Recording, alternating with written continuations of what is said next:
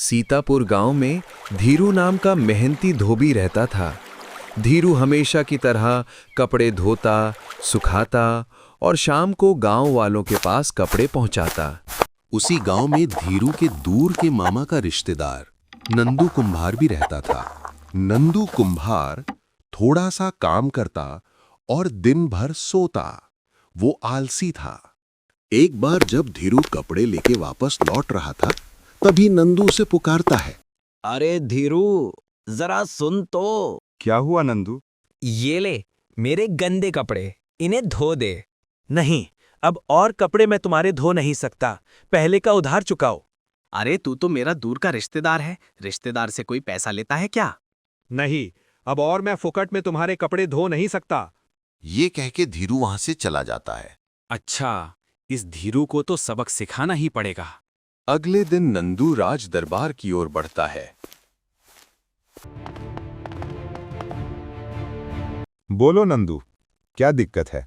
महाराज, भला आपके जैसा राजा हो तो कोई प्रजा दिक्कत में रह सकता है क्या? तो फिर क्यों आए हो? महाराज, कल जब आप महल की ओर लौट रहे थे, तब मेरी नजर आपके काले हाथी पर पड़ी। मैं अपने काले हाथी पर ही सवारी करता हूँ। पर महाराज, छोटी मुंह बड़ी बात।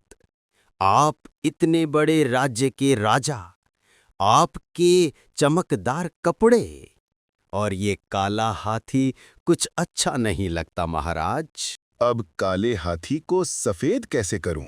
महाराज, हमारे गांव का धोबी धीरू, वो हर चीज को धो के सफेद कर देता है। क्या धीरू ऐसा कर सकता है? हाँ महाराज, धीरू आपके काले हाथी को सफेद कर देगा। सैनिकों, धीरू धोबी को बुलाया जाए। जो आज्ञा महाराज। मेहनत करोगे तो काम चमकेगा भाई। राजा के आदेश पर सैनिक धीरू को बुलाने आते हैं। चलो धीरू, महाराज ने तुम्हें बुलाया है। पर क्यों? मैंने क्या किया? वो तो अब राजा ही बताएंगे। महाराज की जय हो। धीरू, तुझे मेरे काले हाथी को धो के सफेद करना है। लेकिन महाराज, मैं तो सिर्फ कपड़े धोता हूँ। मुझे कुछ नहीं सुनना। मेरी प्रजा इस काले हाथी पे मुझे बैठते हुए नहीं देखना चाहती, खासकर ये नंदू। अच्छा, ये नंदू की चाल है। धीरू समझ जाता है ये नंदू की चाल है। लेकिन महाराज, इतने बड़े हाथी को सफेद करने के लिए हाथी को उबालना पड़ेगा।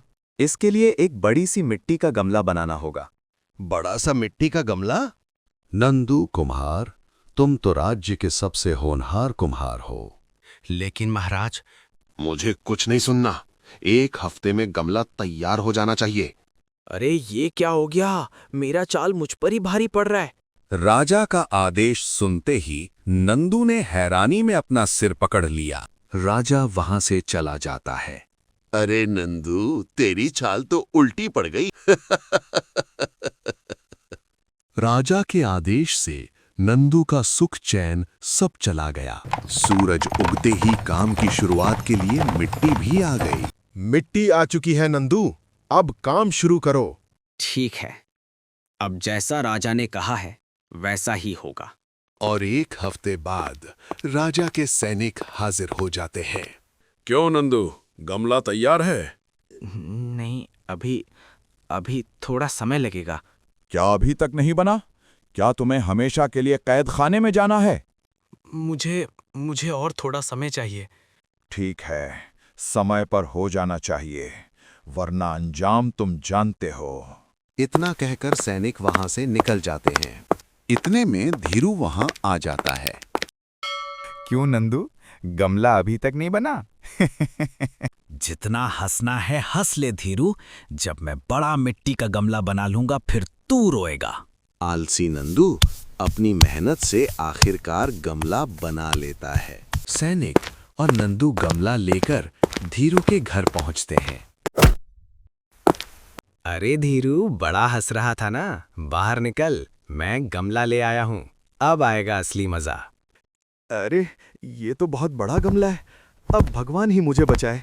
तभी राजा अपने सैनिकों के साथ वहां आ जाते हैं। हाथी को सफेद होते हुए देखने के लिए पूरे गांव वाले उत्साहित थे।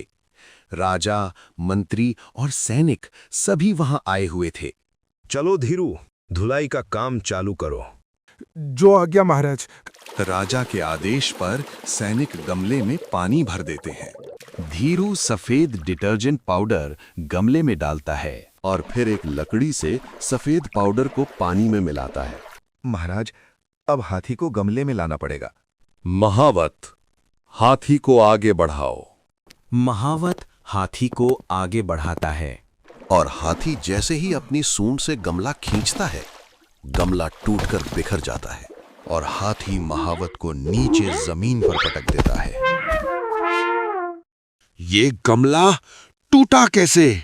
महाराज, शायद गमला इतना मजबूत बना नहीं था जो हाथी का भार संभाल सके। क्या इसका मतलब नंदू ने गमला मजबूती से नहीं बनाया? पिछले 2 हफ्तों से नंदू खेल रहा था। सैनिकों, पकड़ लो इसे और हमेशा के लिए कैद खाने में डाल दो। महाराज, मुझे माफ कर दीजिए महाराज। और राजा के सैनिक नंदू को पकड़कर कैद खाने ले जाते हैं। इस कहानी से यही सीख मिलती है कि जो दूसरों का बुरा चाहता है, अंत में बुरा उसी के साथ होता है।